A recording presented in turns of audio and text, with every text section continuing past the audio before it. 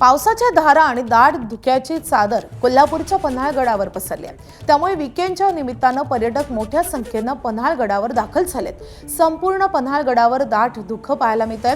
पन्हाळगडाचे बुरुज, पन्हाळगडाची तटबंदी संपूर्ण दाट धुक्यात न्हाऊन निघाली आहे। कोल्हापूरच्या पन्हाळगडावरून आढावा घेतलाय आमचे प्रतिनिधी विजय केसरकर यांनी।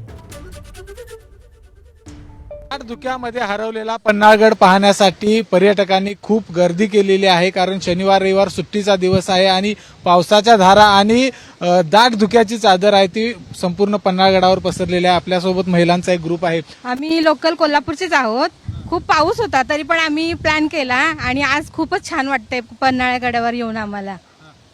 खूप धुक्याची धुकं आहे ते या ठिकाणी पाहायला मिळते। हो, खूप धुकं आहे, हिरवगार, त्यामुळे आम्ही सगळेजण एन्जॉय करायला आलेलो आहोत।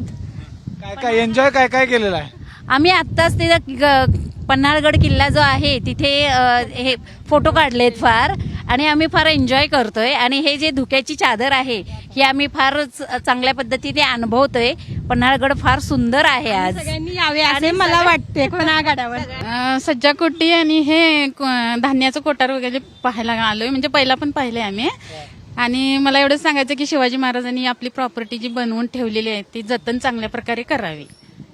तर आपण बघितलं की दाट धुक्याची चादर आहे ती संपूर्ण पन्हाळगडावर पसरलेली आहे। आल्हाददायक वातावरण आहे आणि या आल्हाददायक वातावरणामध्ये पन्हाळगडाचा अनुभव घेण्यासाठी, पन्हाळगडाच्या ऐतिहासिक ज्या खुणा आहेत त्याचा अनुभव घेण्यासाठी खूप पर्यटक आहेत ते मोठ्या संख्येने पन्हाळगडावरती पोहोचलेले आहेत। कॅमेरामॅन अविनाश पाटील सह विजय केसरकर, एबीपी माझा, पन्हाळगड, कोल्हापूर।